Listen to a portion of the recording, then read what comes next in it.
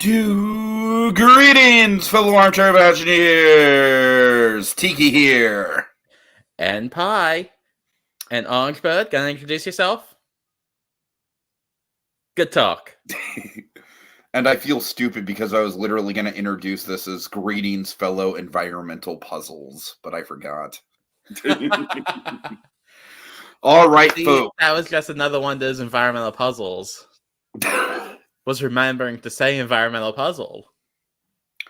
Can I just say the movie Hundreds of Beavers might actually get me to, if anything is going to get me to appreciate environmental puzzles in video games, it's going to be that movie.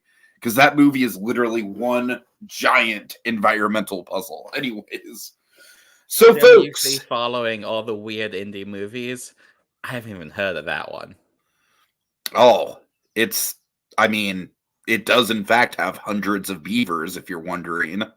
Well, what more could you want? All right.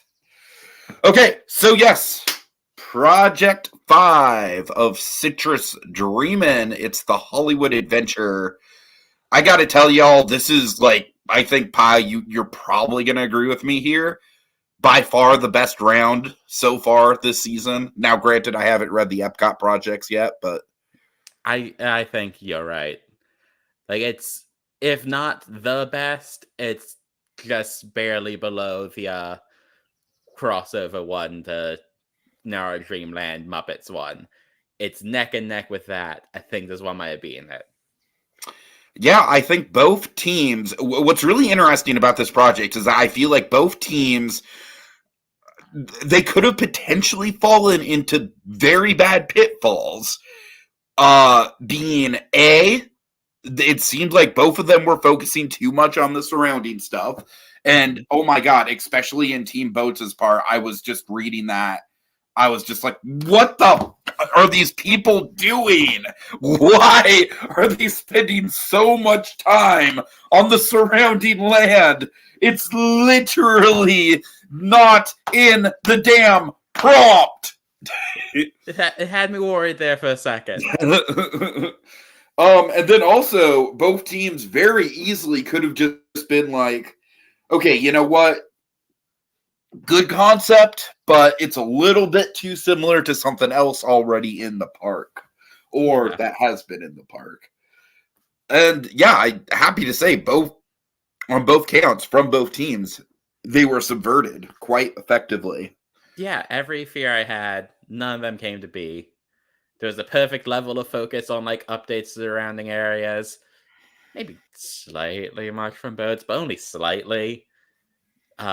They didn't feel like it was just a Great Movie Ride 2 or Mickey and Minnie's Runaway Railway 2. They felt unique. It was great.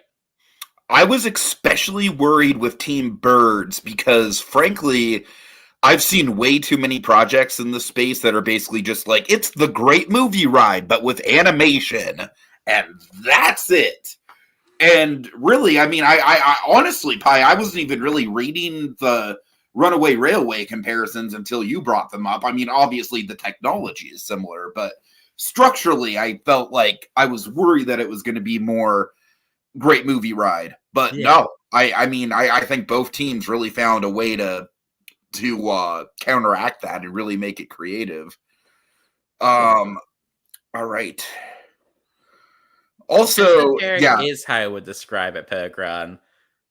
That is a perfect explanation.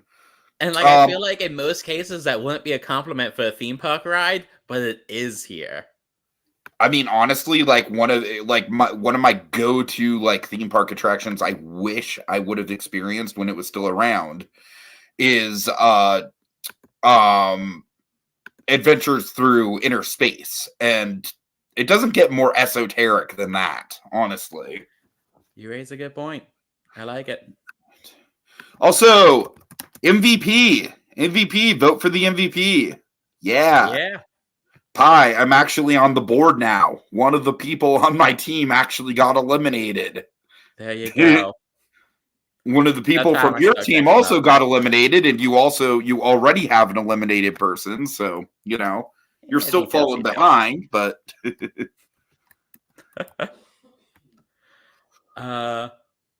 Also, hello, AGP, Theme Park Priest, Muppet Fan, Pergron, CG Anime Fan, who I always forget the name of, but likes to tag along. Hi. Okay. So, Kogias, again, I will say the same thing that I say every week, which is when you see a stream, a Citrus stream come up, check the video description. I every week I have the projects in the video description. Now you're not like required to read them or anything, but like I think I've explained what we're doing here as well as I possibly could have.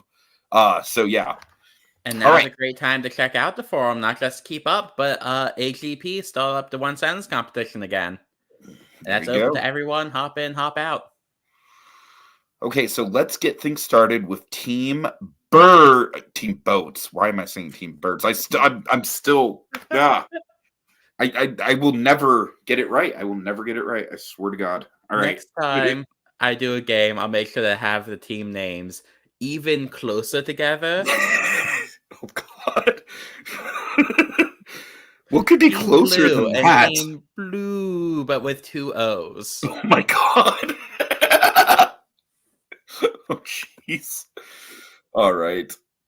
Okay, so yeah, Team Boats. I said, I did follow along for like the first 5, 6. Brainstorming is really hard for me to keep up with. I'm a busy man, and I do not have a lot of time to just go through these threads.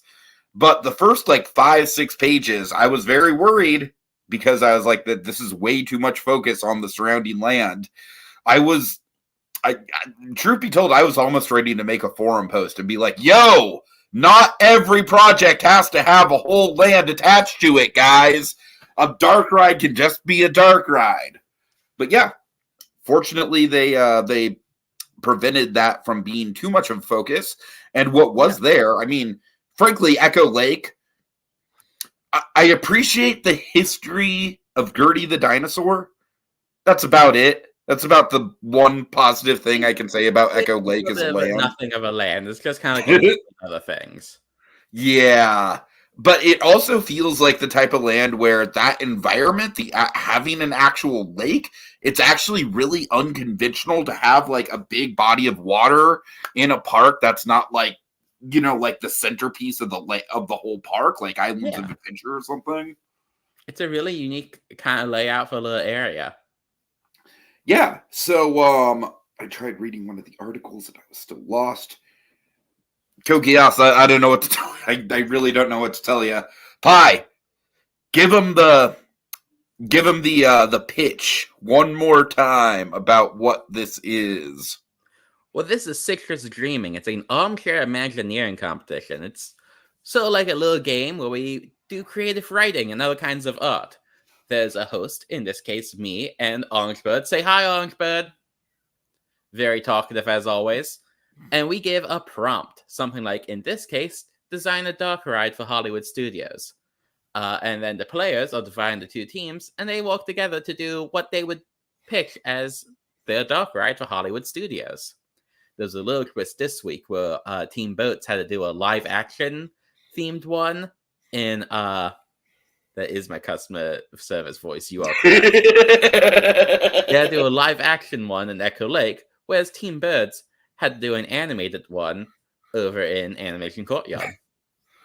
If y'all ever run into Pi at Blizzard Beach, that's going to be exactly what he's like. Yeah, pretty much. All right. So yes, let's talk Team Boats. So remind me what the name of the attraction is, because these projects both had very similar names.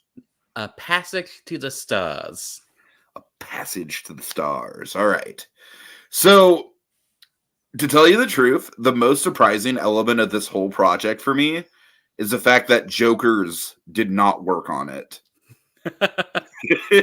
Because it feels very Jokers, yeah, it really does have his fingerprints all over it, like with the the George Millet stuff. I mean, they're just such a sucker for that kind of like old timey quality. So very interesting. I like whenever something like George Millet's or Jules Verne comes up, I'm always like, this has got to be Joker's, right? Yeah, But this was right off the bat. AGP. This is, I think, the first thing he picked for this project, and wasn't the only thing they went with, but pretty quickly they all like, no, we see the vision you're going for. That sounds good. mm-hmm. Yeah. So let's talk about how this is different from the Great Movie Ride, because essentially what this is it could very easily have been just the Great Movie Ride, but with older movies. It could very easily have been that. Instead, they essentially take the premise of when movies were first being made as an art form, it was literally like a magic trick. It like early filmmakers were actual magicians. And they take that element and they really run with it. And I really loved what they did with it. I think by far my favorite scene was Metropolis. I'm a big sucker for 2-story show scenes. And that one really had a vibe of Dream Flight from Efteling for me, with the 2 different stories to it. I can definitely see that. Gets the MVP for a project he didn't even work on. Good job, Jokers. We're all Jokers, all accounts. MVP does need to be voted for, by the way, guys. So yeah, please vote for that. I am going to count that Joker's vote. I think my personal favorite, though, is I would go with the Charlie Chaplin scene, just because of how simple it used to demonstrate. But these are the kind of visual gags we were starting to do by just kind of doing that same visual gag. It just was so simple, yet it worked. I do have one little nitpick, though. Honestly, I really wish they would have ended on Wizard of Oz. Because I feel like not only would that have been a great homage to Great Movie Ride, but I also think that having that be the first and only time that you see color in the attraction would have been a really, it would have made even more of an impact than that transition into color already does. I think I agree. Although I think my personal feeling was I think they should have just cut Oz and had Mary Poppins be the finale. Or just do the color transition, not do the whole Oz scene. Just to avoid the comparisons. But you raise a good point that if you ended on Oz and kind of lean into that, then it's not a comparison, it's an homage. Right. I mean, it's like, if they, knowing Disney nowadays, if they were to make something like this, they'd literally just be like, okay, how can we just recreate the Great Movie Ride scene as cheaply as possible? Do we have the molds of the animatronics? Do we have the show layout? Like, anything that we can do to save a couple fucking bucks, we will do. They'd have the one animatronic of Dorothy that they would advertise for months. Oh my god. And it would be the only figure. They'd cut out the Wicked Witch because you don't have any conflict. Oh, Jesus Christ. Oh, man. Oh, boy. Yeah. Oh, God. AKP, I saw you cut out a lot of scenes. And, well, at least from what I saw in the outline, those were great scenes. I think you made the right choice. Sometimes less is more. And what you have here, other than potentially something else streamlined between Mary Poppins and Oz, it's incredibly well paced. It is well paced. Yeah. I have a very, speaking of underwhelming new Disney shit, I have a very important question for you. Okay.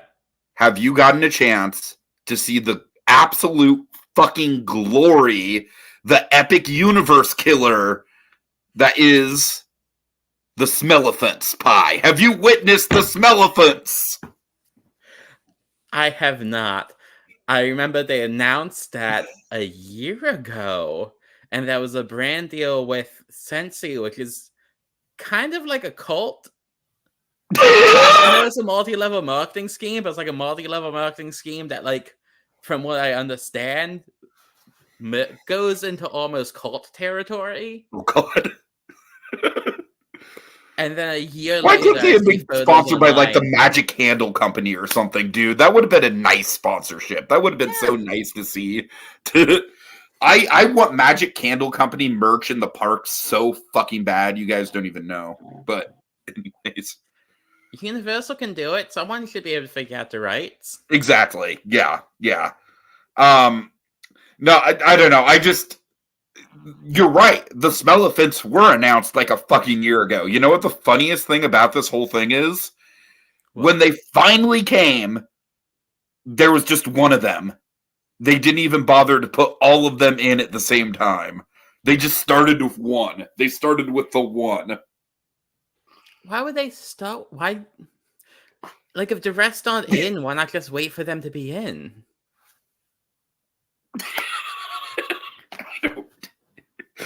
I mean, at the very least, it is kind of like indicative of how they design their lands nowadays, right? Yeah, just put one thing and we'll figure out the rest later. Could you Someday imagine if that's Avengers. how Epic Universe opened?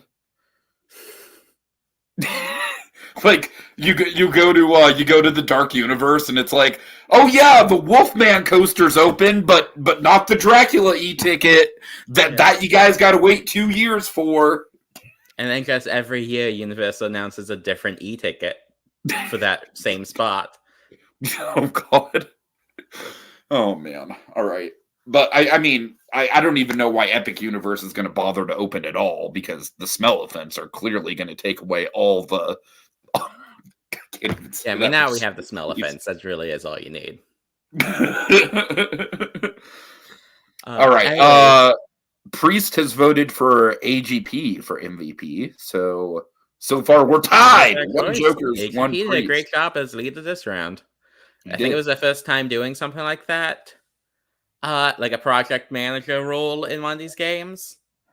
There was like one or two mild hiccups of merging their vision with the rest of the team's vision, but even those got sorted out and did a great job. Our AGP says Rise wasn't even ready when they opened. I would wager to say Rise isn't even fucking ready now. That's right. I said it. I don't give a shit. I'm closer than you are, but then again, it does break down constantly, and I've literally never seen the cannons walking. I have seen the cannons working. Cannons like day one. I love the ride, but maybe like a couple more months to get into walking order would have been nice. I don't think you can do a couple more months. I think it's just I think the trackless system is just fundamentally flawed, just with how much it breaks down and how easy it is for it to break down. You might need a bit more development on the trackless to get it to walk out fully and be reliable. All right. Well, but back onto this ride, which is not trackless, so it doesn't have that problem. What was that? I said good job, guys. Yeah.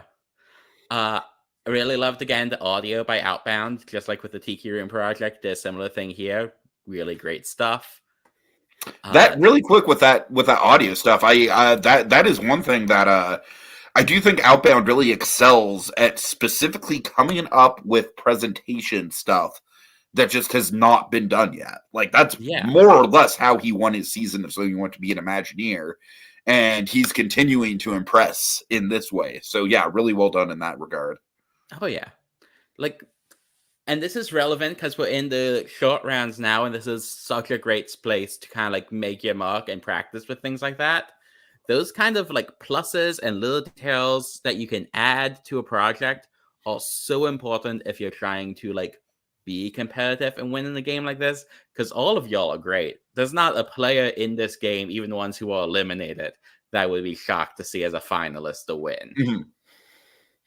Also, this round we kind of set a precedent a little bit, because you mentioned that Red wasn't around, and I like this precedent that you're going with, which is it's more or less for me what I do too with people that have to take breaks. And I also like the whole idea of like, we don't want to penalize you for having a real life Like, Yeah. okay, Like, I'm can I not can I always tell going to guarantee immunity, but she let us know as her team. She let the hosts know with at least like a week notice. And she's been doing so good up to this point that was game to look at that, not look at this week. right? And so basically, the idea is that, and this is kind of true with So You Want to Be an Imagineer as well. I'm assuming it's going to be true of this, where any given elimination, it's not even if it's not like even if the person was active that round, as opposed to a situation like Red, it's not necessarily about what you were doing this particular round. It's about your collective resume throughout the season. That's what we're looking at when it comes to eliminations, right? Yeah. Like, I mean, don't get me wrong. Whether it's a current round, it's going to be like the main focus, but everything's taken into account. Mm-hmm. All right. Let me see. One thing I was really nervous about with this team when they were dividing up jobs that wound up working out really well is Space Mountain wrote the narration for every scene. He didn't write every scene, but he did the narration. As Fisk kind of worried, like, well, if the people who do the scenes do the narration, so they coincide more. But after seeing the finished project, I think it worked out really well. It gave it like one cohesive voice. Yeah, that's actually I didn't even really catch that, but that's super smart to do. That's Yeah. I would definitely continue down that track because I think one of the more challenging elements of team-based gameplay is getting those different, disparate components that different people work on to fit together. And the more you can have a unified voice on something, the better. Yeah, that's definitely a good call for sure. Oh, yeah. Right. Other things to shout out. I like the inclusion of the Alice comedies by Walt Wiz. I think that was kind of clever to show some of the magic tricks of early filmmaking, but then also tie in early Walt Disney and then paying that off with Poppins later. I think that was neat to touch. I think it's really funny that that's the one bit of Disney IP in the attraction. Yeah, well, until Poppins, but yeah. Oh, right, Poppins. Yeah, of course. The only Disney IP is the one I don't think Disney technically owns. Yeah, I was going to say, I'm It's pretty public sure that is domain public now. domain. Yeah. Right. By the way, speaking of Alice, got my shirt, rocking it. Best Disney dark ride, objectively. I remember it being pretty good. You, I'd have to ride it again to see. I like you Floridians are missing out, man. Yeah. You Floridians are missing out.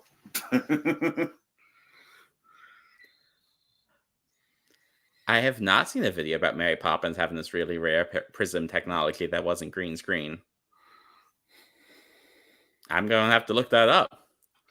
Is that for possibly, I'm assuming, maybe the smoke staircase? Possibly. I'm going to guess. That sounds right. Because I remember seeing that as a little kid and just being like, how in the actual fuck did they do that? Yeah. And I, like, 7-year-old Tiki did use those exact words. I buy that. But no, that movie has so many incredible tricks that they do. Okay, I'm pretty sure I've said this on the podcast. I don't think you know it, though. When I was a little kid, the scene where right after Step in Time, where Admiral Boom starts like shooting the cannons at the chimney sweeps, used to scare the shit out of me as a little kid. I used like, and here's the thing. It didn't scare the shit out of me because it was like, oh no, the chimney sweeps are in danger. It legitimately scared the shit out of me on like a fucking primal level of like, why is this guy doing this? Like, these chimney sweeps are just up there having a good time. Why is Admiral Boom like? Is the man a sociopath? Like, yeah. I do vividly remember that was one of the first times where I was like, oh shit, people can just be out to get you just for being yourself. Like, it really did fundamentally kind of rock me which is really funny because it's fucking Admiral Boom. It's literally one of the biggest jokes in all of Mary Poppins. Yeah, it wasn't the intended message of Mary Poppins, but you know what? It's good to learn gun safety. Hey. God. And I feel like Also, the rule of gun safety that is often overlooked is that you shouldn't have a cannon on the roof of your house if you're crazy. God. No, but seriously, it really did like disturb me on the level of like, these people are fucking innocent, dude. Like, there's no reason for you to be doing this. Okay, we got MVP, Joker's 1, AGP 1. Break the tie, y'all. Break the damn tie. Muppet fan, I see you in the comments. You haven't voted yet. Oh, called out. Telegram were here too. Yeah. I know Peregrine's seen hundreds of beavers. Ooh. Anyways. All right. Anything else we need to say about this project? Oh, while it was a little bit more than needed for the project, I did like the redo of the New York early city like setting for the land that they did, just because I think it was fun doing it as like a prequel to Hollywood at sorts. Like, I think that was a clever idea. It very much gave me Buena Vista Street vibes, which is essentially like, you know, you're taking literally the same exact footprint, but you're just plussing it, you're giving it more context, you're giving it more details, but you're not actually building a new land. And because of that, I really thought that they excelled when I was worried that it was going to take up too much of the project. Oh, yeah. As always, good map by Lord Fosnader. Good ride-through map by Tegan. Who haven't I mentioned? Theme Park Priest, I know, did the restaurant. Good ride vehicle concept art by Brea Panther. Really, like, I was not sure how camera-themed ride vehicle. I thought that sounded like it would be kind of cheesy, but then seeing it, like, the The actual concept art, it's like, oh, yeah, of course it would be a camera. Why wasn't it a camera for the Great Movie Ride? Yeah. Again, Brea Panther, really great artist. All right. Okay, anything else? I think that's all I got to say about this one. Okay. I really liked it. It was great. Felt like it was made specifically for me. I've more than once done Judge Millier's rides on the forum. So I was really happy to see this happen. Are you and Joker's like long lost siblings or something? No, I'm his father. He doesn't know it yet, though. Joker's, I'm sorry you had to find out this way. Person who I think is slightly older than me. I'm not sure. I think he might be, actually. God. All right.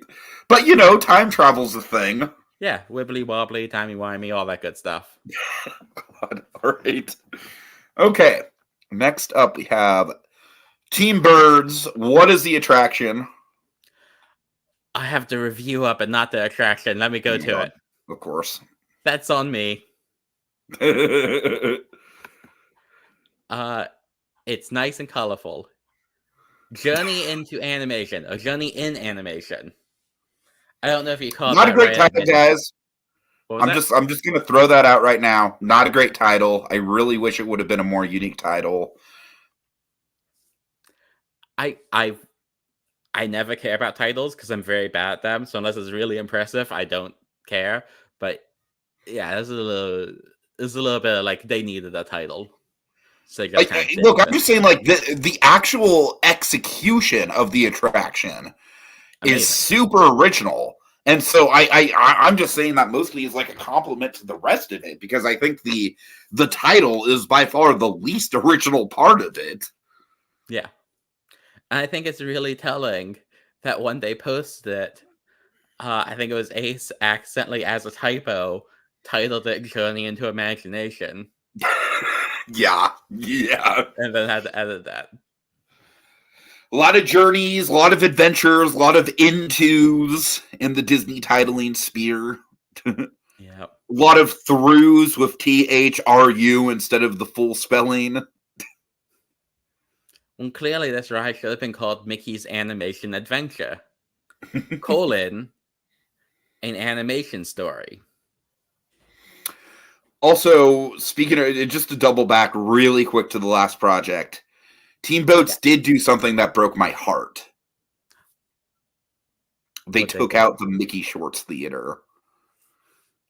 I have the dumbest sentimental attachment to the Mickey Shorts Theater, Pie. Because of the Mickey Shorts, or was it something from earlier? Well, first of all, I did go to Runaway Railway on opening day, which was like a week before the whole fucking world shut down because of the pandemic. Yeah. So I was one of the few people to experience Runaway Railway before the shutdown. And honestly, it was just the thrill of like, you know, getting off of Runaway Railway. All the Imagineers were literally at the exit applauding us as we got off. We literally got on the ride like an hour before the park opening time, which was fucking awesome. But then we're in the park and we're like, oh, holy shit, we have another new attraction that we're going to do opening day, Mickey Shorts Theater. Mickey Shorts Theater, I love the actual shorts on the seats. That's like one of my favorite little details. I also think that that the post show of that theater has some really great photo ops. I love the Potato Land photo op. They did a really good job with it. Yeah. So how dare you take away the Mickey Shorts Theater? How dare you? Which I don't in their approve. defense, HGP did point out they made a new one, and I was the one who told them to get rid of it. Oh God. All right, fair enough. Okay, anyways, back to team. You raise a good point. I do think it's really cute, and I think that little like A tickets like that serve a good function. I guess have been jaded towards that just because I've never seen more than like 6 people in that theater at a time. That's rough. It probably was different at opening day. But even going back to the Drew Carey's sounds, it honestly wasn't that much different on opening day, honestly. It was maybe half full, maybe. I think the version of the theater, I think it was Spirit Panther who wrote it up as like a updated version of sort of like a Main Street cinema, but with old like black and white silent era things, but also the Mickey Shorts. I think that was a really clever way to update it. I do appreciate that. I love the Main Street cinema at Disneyland. I feel like it's gotten to the point where people have finally fucking figured out that it's the perfect spot to go to get out of the crowds, and so therefore it's just become another fucking crowded spot at Disneyland, like literally everywhere else. Like how People Mover has like a 20-minute wait now. Exactly. I blame Disney. Or like how that pathway between New Orleans Square and Splash Mountain is now currently just like weave your way through people eating at the Harbor Galley. Or the Snow White Grotto is now just constant meet and greet area. Yay! Everyone's favorite. Modern Disney, dude. Seriously, Or this is a good one. I really like this one. You literally, if you see that the fucking piano player at Coke Corner is playing, good luck getting a seat, motherfucker. You're not getting a seat. You're not getting a seat unless you fucking go there like an hour and a half beforehand and stake out your seat. Fuck you and your spontaneity. Yeah. It's coming up on a year since my Disneyland trip, Pie. Can you tell? I'm assuming it's the same situation at Coke Corner as it is here in Casey's Corner, where it's too tiny of a building. Mm-hmm. There's too few seats outside. Mm-hmm. And then they add a piano player. And it's too high of a demand. And it's in a primo spot of real estate. I really don't know what the fix for any of that would be. Because, like, it's on Main Street. It's going to be popular. And there's nowhere to fold it into Jolly Holiday or the Crystal Palace. Something like that. Which are both very popular restaurants in their own right, probably more popular than the hot dog locations. Yeah, almost certainly.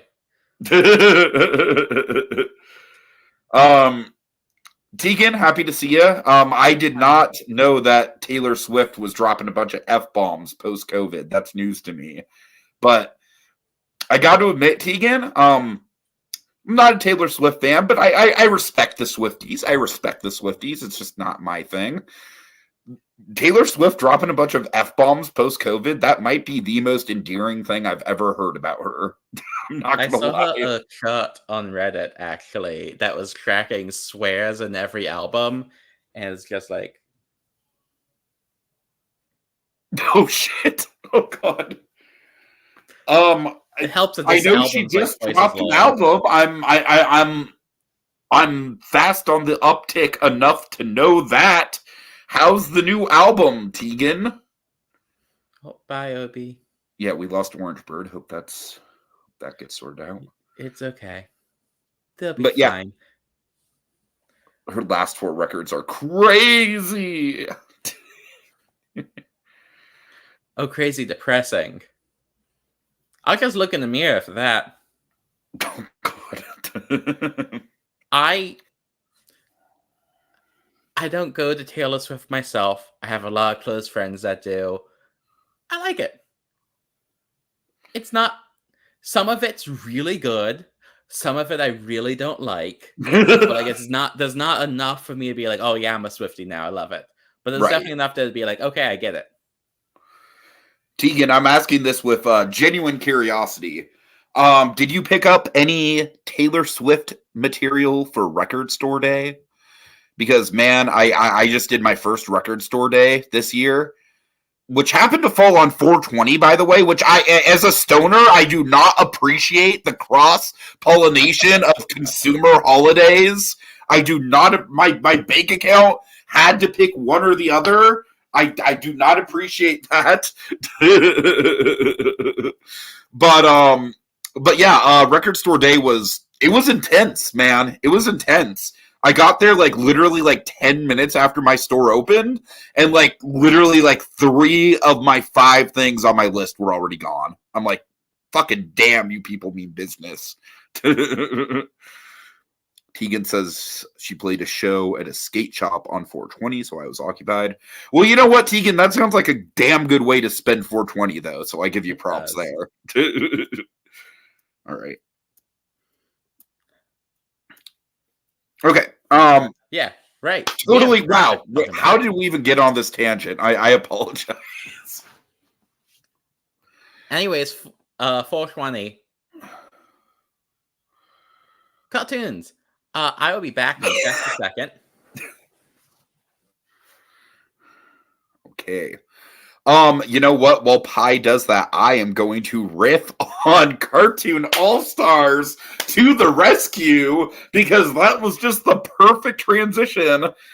Who here remembers Cartoon All-Stars to the rescue? Who here is either an old man or watches Doug Walker? All right. Pi, ask me what marijuana is. Hey, Tiki, if you don't mind telling me, what's marijuana? Marijuana, an unlawful substance used to produce artificial highs. Gasp. Simon from the Chipmunks said it. Oh, that's right. Yeah, that's where I instantly went to as soon as you walked away. I was like, oh, good, an excuse to talk about Cartoon All-Stars. Perfect. A classic. But it makes you feel good. Can't argue there. I think it was a Tumblr post that said, clearly Bugs Bunny would not be in an anti-drug PSA unless he was only doing it to get money to buy drugs. Okay, we're doing this. We're breaking it down. I'm sorry, folks.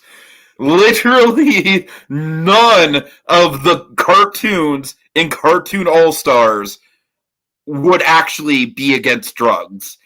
Besides maybe, like, I don't know, the Smurfs or something. I don't know. They seem like pretty square. And I feel like the Chipmunks would be against it. Simon would Simon, be... at least.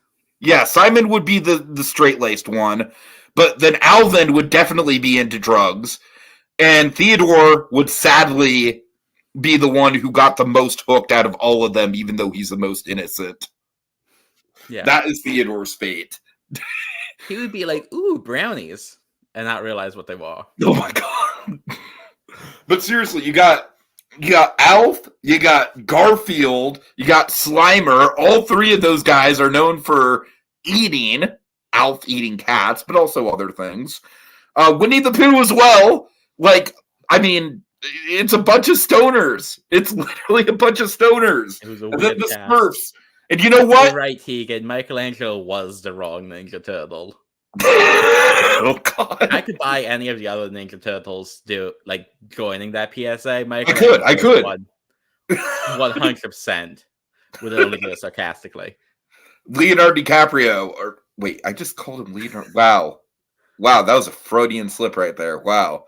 Okay, I'm sorry. Leo would be like, I'm a leader, and leaders don't do drugs. Raph would be like, I'm tough, and tough guys don't do drugs. Donnie would be like, I'm a smart guy, and if you're smart, you don't do drugs. Michelangelo is like, your brain is like really messed up. I feel like Michelangelo would come on the screen and be like, remember kids, winners do drugs. Anyways, before we get you demonetized, this channel make money? Yeah, that's fair. All right. Winnie the Pooh is a stoner mascot. I'm on board with this. Hold on one second. Frank Welker is amazing.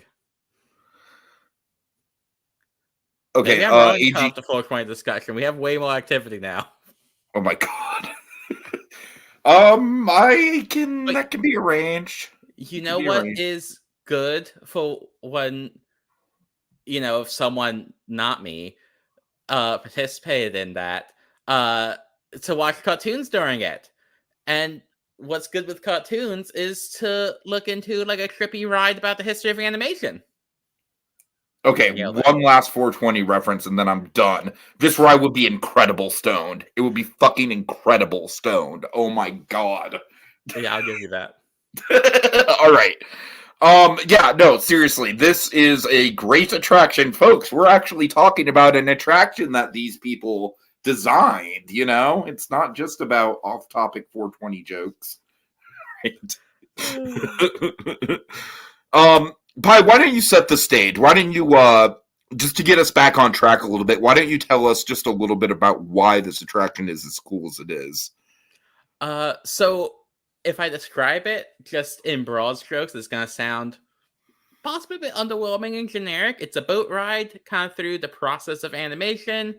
And it's very like projection heavy, but not just regular projections. You see in the tech details, it's like some fancier ways of how it's done and lighting effects, like cutting edge tech and stuff like that. It's basically immersive Van Gogh from what I got. Except it's even a step above that because of the water and stuff like that. Yeah, it does incredible things with it.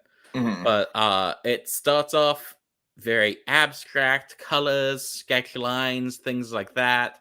Just a light medley of piano playing, and then as it builds, you see the room gets animated around you as you're going on a boat ride through it. You see color added back in. You see the whole band come in with music. And then you're in a fully animated world, and you see different animated characters coming by, and they're being sketched into existence as you pass them in your boat. And then Mickey waves at you, and fireworks go off. And it's just great. It's nice, simple, charming. So, yeah, obviously, if they would have just done, and here's the black and white silly symphonies, and here's the color silly symphonies, and here's Snow White, and here's the wartime shorts, and here's Cinderella, then, yeah, that would have been a shit project. Please don't do that, folks. Please. But, still probably would have been pretty good, but no, it would not have been like this. Yeah, no, what really sets us apart is the fact that, they're looking at it, not from the lens of just like how the last team it wasn't through the lens of let's just showcase movies. It was through the lens of the whole, basically the thesis statement of the early filmmakers were magicians in their own right. This Yeah. is exactly a very similar idea with the artistry of animation. Yeah. I love it. Also, I feel like I'm kind of surprised this hasn't gotten brought up already, but I love how both attractions have the transition from black and white to color. And honestly, I'm really surprised Yes. Disney has never attempted something like that. Right? And they both did it in very different ways, but very well done ways.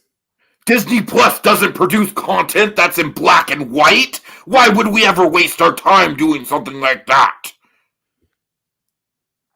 Yeah. Although they did. They made new Maybe like a Oswald. WandaVision dark ride is like the one thing I could maybe. I don't know. But yeah, no, they did a really great job here. What particularly stuck out to me was the detail of the music building along with the color. I think that really sold it in my mind. Yeah, for sure, for sure. And I will agree with your one critique of I definitely think they should have had the technology explained at the start. Because when I was reading through this at first, I was like, this all sounds cool. How are you going to do it? And then I was like, oh, okay. Yeah, that totally checks out. Yeah, the tech details being at the end was one of the biggest things that kind of held it back. Still a 10 out of 10 project.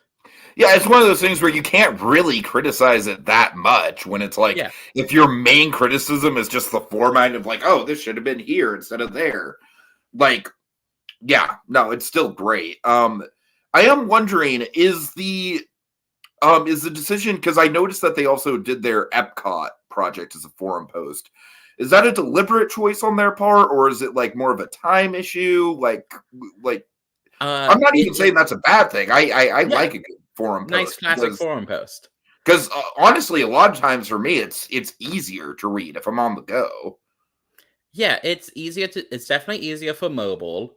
And like if you're not doing anything like special with it, if you don't need to do anything special with it, then there's no reason to spend all that extra time just for it to wind up being the same thing as a forum post, but now I'm reading it in a doc. I think for the Epcot Festival, it was just keeping it nice and simple because there was no reason to do more than that. With this one, with the dark ride, they had bigger plans initially with the Google Sites. And I'm not going to spoil because I'll probably go back to it. But they had other ideas of things they wanted to try out. But then as it got to be closer in, they're like, this is a small scale project. It's a C ticket. I think just scaling this back to the forum post is both going to save time and be more accurate, and we'll save these bigger ideas for a bigger project.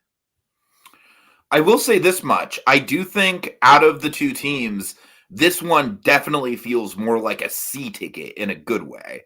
It's still a very impressive project, but it more realistically feels like it could be a C ticket. The queue is effective but simple, whereas I feel like Team Boats had a more elaborate queue, and Team Boats just had a few set pieces, specifically the Metropolis one, that felt. Now, don't get me wrong, Team Boats, it didn't feel like it was an E ticket, but it did very much feel like a D ticket. Yeah, like I said in advance, I think I mentioned it in the review offhand, I'm not going to start arguing semantics over ticket levels, which have always been kind of weird and wishy-washy to begin with, but the Team Boats definitely veered more into D-ticket territory. Not that it's a big deal. This one, like you said, solid C ticket. I feel like for a project like this, it does give them realism points, right? Oh, yeah. Yeah, all right. Like, it definitely gave them realism points. It definitely helped being more on the proper scale. Okay, any other highlights you want to bring up with this project? Yes. I want to make sure I'm not missing anything. Really strong work by Jokers Were Wild with the writing. He wound up doing a lot of the writing with it. I like that they incorporated the movie Wish in perhaps the only possible way it could have been incorporated without me hating it. Oh, God. Can I just say with that really quick? I literally didn't even know that star was literally just named Star. And I'm His like, name are is you Star, yeah. fucking kidding me, Wish? Yeah. But no, they did a good job, like, acknowledging its place, like, because it is a part of Disney history. It's the 100th anniversary. It's Yeah, the Wishing Star and all of that. it certainly is that. Yeah. Uh, so they did a good job working it in there in a way it's like acknowledging that and taking advantage of that, but without it being like overwhelming. AGP, I'm so sorry. I'm not going to. This is not a safe place for you to say that. I'm kidding. I disagree with AGP that it's an underrated movie. I think it's rated a 1 out of 10, and that considers it overrated because it should be less. But you know what? Everyone likes different things, and I did really like Star's Which is inclusion one here. of the things where it's like when I first walked out of it, I was like, you know what? That wasn't great by any means, but it wasn't bad, and I like the style of it. But I do like the visuals. the more I sit and think about what that movie actually is, the more I'm like, oh no, this is absolutely one of the worst movies in their canon. It's not great. But with perspective, though, worst movie in Disney canon is still pretty good overall. Like, it's not. If you judge it compared to things like that John Lasseter Luck movie, Oh my god. Yeah, there. it's still Disney. Like, even Disney at the worst is still better than most companies. No, that's fair. That's totally fair because like like the lowest tier shit from Disney is like stuff like Chicken Little and Ralph Breaks the Internet, stuff like that, where both those movies are very, very fundamentally flawed, very almost morally bankrupt, but there's still elements in them that Yeah. are enjoyable. And like I said, I really do love the visual design of Wish. I know some people don't, and that's okay. I think the effect that they did was a good merging of the modern Disney style with a bit more stylistic flair to it. I really loved Um, it. Not to be Pix too off says topic. What was that? Pix says the music, as someone who studied music history and music theory, it hurt me. It hurts me personally and deeply. Why did you do that? Yeah, for real. The songs are very much, they feel like the most AI generated element of that movie for sure. It's it's just really baffling to me that of all the movies for them to branch out and try someone who they've never worked with before on music, it's the 100th anniversary movie. Mm-hmm. Like, of all movies to try someone new, Randy Well, Newman's here's still the making thing. music. You have the Lopez's, you have Lin-Manuel Miranda's hanging out there somewhere. He's just chilling. Yeah, I do picture that's what he does in his off days, is just kind of hang out at the Disney lot. Just Uh, making terrible dad raps about just day-to-day life that goes on at the Disney office. Lin-Manuel Miranda, I feel very similar to how I feel about Taylor Swift, actually, where, like, some of the stuff they do is so good, so I fully get the people who are so big fans of them. And then some of the stuff is like, oh, you didn't have to write that. You could have let it be. We didn't need Scuttlebutt. We didn't need Yes, Bad we Blood. did. Yes, we did. Phil Collins isn't dead yet. You're right, Theme Park Priest. We could have brought him back. So I am someone who absolutely loves Lin-Manuel Miranda, but I totally acknowledge that the dude is he's cheesy as all fuck. I totally Yeah. get that. I totally understand it. Much like Taylor Swift, I think he just writes too many songs, but when he slows down and he's actually Mhm. passionate about something, it shows, and it's I fantastic. would love to see him just straight up write another musical, like because Yeah, Hamilton was just like I mean, say what you will about Hamilton from like the socio-political point of view, but like great music. just as far as reusing motifs in songwriting, there's not much yeah. that's better than Hamilton, And I really love honestly. In the Heights too. Yeah, for sure. All the songs sound like the same song. yeah, a little bit. Yeah. I can see it. And that's the thing. That's what I was going to say about Wish, though, is that Wish does do that thing where the verses are a little too wordy, and it feels like they're trying to do Lin-Manuel Miranda, right? Yeah. That was So the why vibe I not had. just They were do trying to get Lin-Manuel that. Miranda, dude? Yeah. But anyways, back on topic. Yes, Tegan, I I did see let the you live Deadpool here for Wolverine free, and I trailer. don't even charge you rent. But the Deadpool Wolverine trailer is really good. I like the additional upgrades they did to the area, House of Mouse restaurant, updates to Disney Junior. I like that they didn't spend too much time on that. I think Playground was smart, just keeping it nice and simple. Disneyman 1 always doing a good job with introductions and conclusions. I think I mentioned it that I think he oversold it a little bit for what the ride is. Because, like we said, it's a C ticket. And it matches a C ticket. And then the introduction is like, get ready for the best ride we've ever done. I mean, it is the best ride you've ever done when you compare it is. to Lightning McQueen in a box. I I refuse to call it Lightning McQueen Racing Academy. It's literally just Lightning McQueen in a box. That's what the attraction is.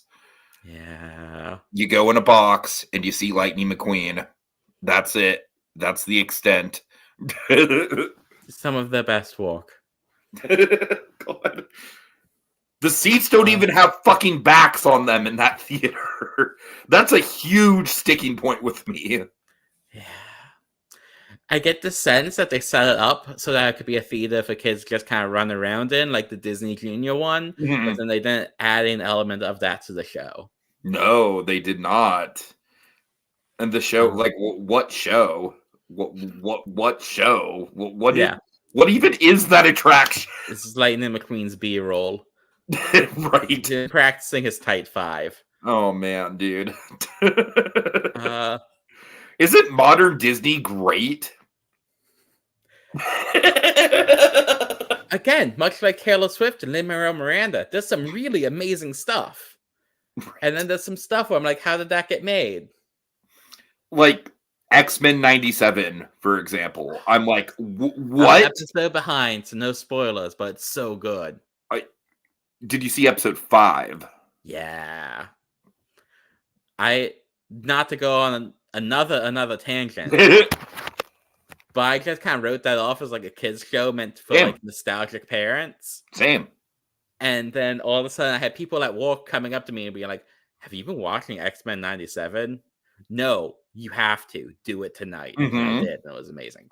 I was one of those people. Not at your work, obviously, but yeah. On the forums, I was like, yo, if you aren't watching X-Men 97, you need to be. Holy shit. So good. But how is it on Disney Plus? It literally doesn't even feel like it fits on Disney Plus. But anyways, you're trying so hard, it's adorable.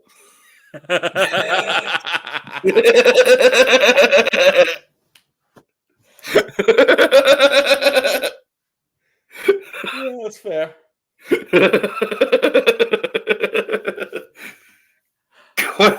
Go ahead. Let's round this out. I like the post show by Tiki, including Oswald was a great fit.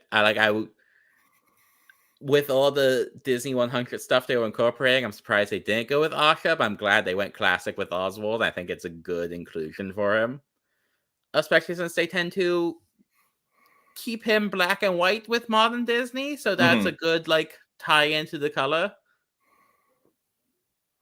But yeah, you know, it would have been an even cooler. This would be like the ultimate obscure meet and greet. Yeah, live action Alice from the Alice comedies. Old school Alice, that would be fantastic. Could you imagine, dude? That would be such a fucking deep cut. I would love Disney to start embracing some of those older things like that. Right. Like, I don't know how they would and how they could incorporate that in a way that people would like. And I'm sure that if they did do anything with the Alice comedies, Disney would probably be like, let's use a CGI corpse puppet rendered with an AI voice or whatever, and it would be horrible for everyone. Oh man. But like, there's so much potential Or for it would those be old just like characters. a literal child, which would also be horrible for everyone. Yeah. All right. Okay, but yes, anything else that we have to go over with this project? Very impressive project. Honestly, Pi, while I'm not going to like make a stink about this like I did during the last podcast, which I still think you were objectively wrong about, it was a very tough call. If given the choice, I kind of slightly lean this direction. Very slightly. I can definitely see that. But again, it's when we were very preparing close. for this podcast, I double checked who I said won because I momentarily couldn't remember which one I liked more. Especially for having like one project like very, very it's not like the most groundbreaking presentation in the world, but it's a very nice presentation. And then another project that's just a forum post. Again, no disrespect to forum posts. I like a good forum post, but for me, when I see that like at the start, when I'm starting to read, I always get worried that the forum post is going to be kind of like the afterthought. But no, definitely not. I think I know that the one thing I wished is that when the ride transitioned to color, that the forum post did too. Just change the color of the font. Right. But that's, again, like minor nitpicky type stuff. I think I said when I posted the results that this was a 10 out of 10 versus a 10.5 out of 10. Like, both teams did amazing. I definitely understand you having chosen the other one. Which we do a lot. It probably explains why I tend to not do as well, and so you want to be an Imagineer most of the time. Right. Well, I mean, you did win, so I did win the last one, yeah. Okay. The only other thing I can think to do, unless you have any other things to say about this, I think we're good. Like, I feel like I should be talking more specific points about the ride, but the ride flows all as like one whole. I'm just like, yeah, no, it does, yeah. Tegan, you fucking won it. Calling you out. Barely, though. Yeah, barely against OSU Phantom, not against Tegan. Third placer. Calling you out. Tegan, you're the one who voted for me to win. It's your fault I won. That's true. That was a fun season. Oh, that was an awesome season. All right, anyways. Okay, so yeah, let's get to the fantasy draft, guys. Yeah. I'm gonna officially call it. AGP is the MVP. Yeah. And that's good news for you because he's on your team. So that means, Pi, you currently have 29 points. And I currently have, remember, I won the last two MVPs, but I also got on the board with Disney Dad, which gave me 16 point, or I'm sorry, Pi, please clarify something. Was Disney 15th place, 16th place? Is Disney Dad 16th or 15th?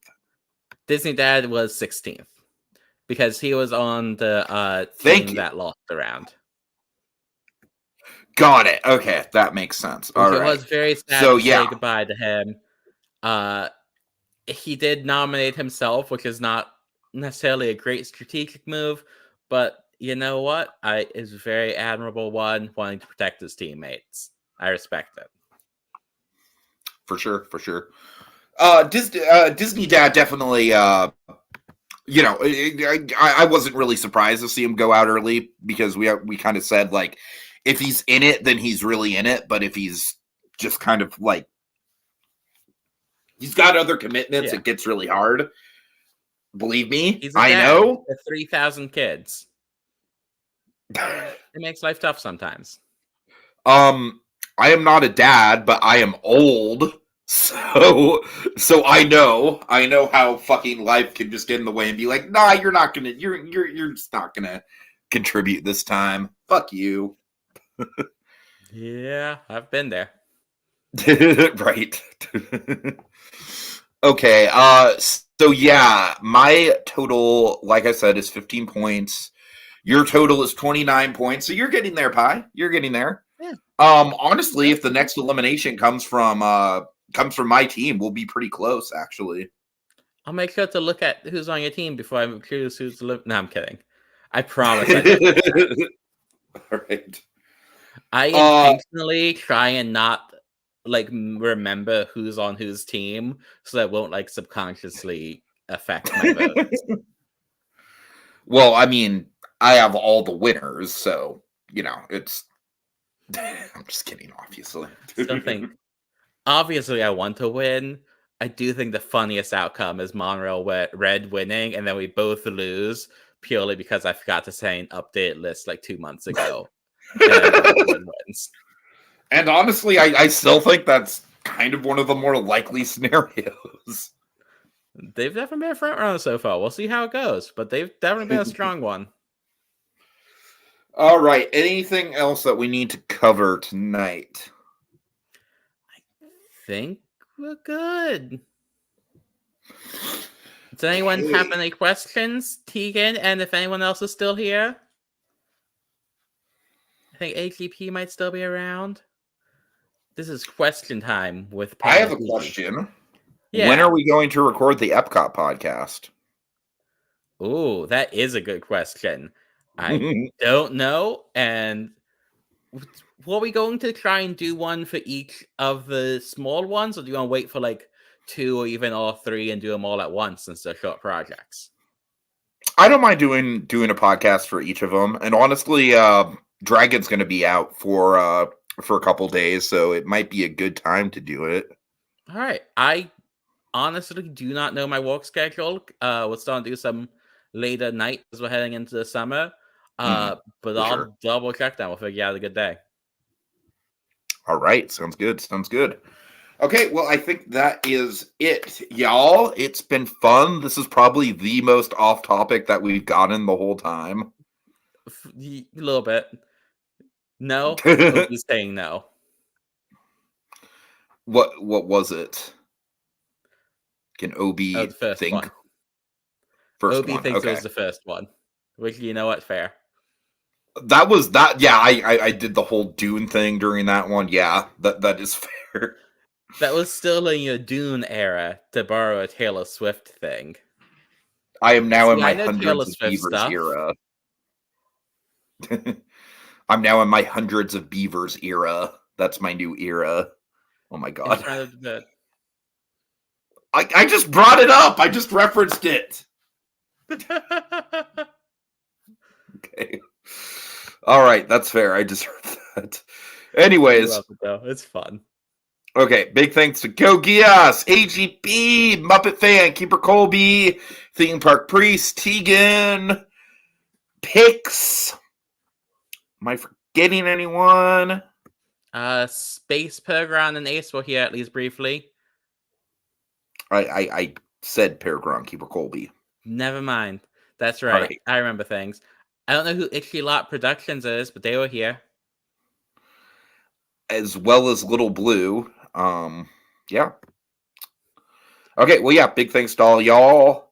And that's about it. And AGP, there was no hand. Orangebird can just do that. You saw nothing.